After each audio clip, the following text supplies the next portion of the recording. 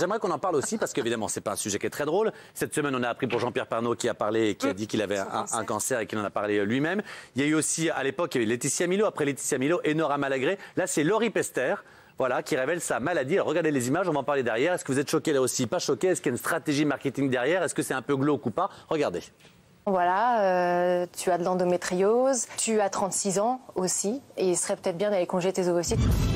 C'est l'infochoc de la semaine. La chanteuse Laurie, en pleine promotion de son autobiographie Les choses de ma vie, s'est confiée à plusieurs micros sur l'endométriose, maladie qui rend la maternité quasi impossible.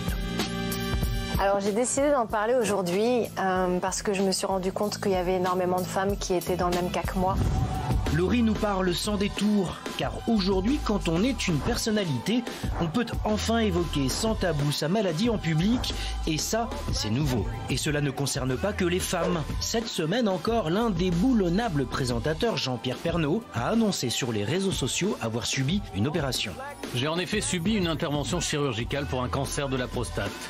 Vous pensez? Après une telle annonce, les amis de Jean-Pierre Pernaut ont envoyé leur message de soutien à l'animateur. Certains ont même rassuré sur sa santé à l'antenne. Je voudrais qu'on embrasse Jean-Pierre Pernaut qui vient d'être opéré. Tout s'est bien passé, rassurez-vous. Au final, une chose nous intrigue, pourquoi les stars n'ont plus aucun tabou à révéler leur maladie? Voilà.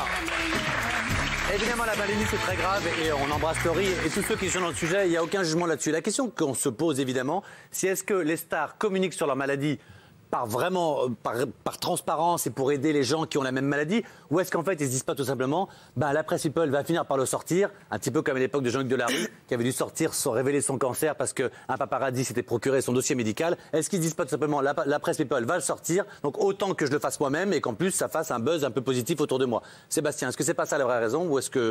La vraie raison, je la connais pas, mais je suis quand même très étonné de ce déballage parce que il faut savoir, et là mes amis ici vont pas me démentir, que dès qu'on parle de la moindre chose insignifiante sur eux, un petit flirt, une histoire, etc., ils dégainent les avocats dans tous les sens. Et là, c'est quelque chose de, pour moi, beaucoup plus intime, ou à la limite, nous, on irait moins.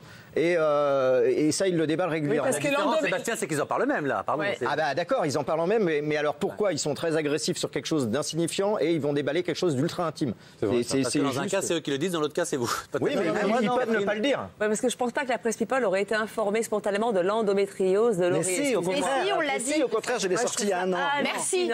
Hallucinant. Pardon, vous l'aviez déjà sorti? Il y a un an, on a sorti l'endométriose de Laurie dans Closer. Ne dites pas ça comme une super fierté. Hein, Parce que c'est pas ça. On a raconté l'opération à Rouen sous les conseils de Laetitia Milo, etc. Et son avocat au procès nous a dit vous mentez. Elle n'est pas malade, ce n'est pas vrai, etc. Ça m'a coûté 15 000 €. Non. Ça m'a coûté 11 000 une fois et 4 500 l'autre. Est-ce que vous comprenez que c'est peut-être à la personne de choisir si elle veut parler de sa maladie? Vraiment, son avocat disait ce serait horrible pour elle de parler de ça, justement.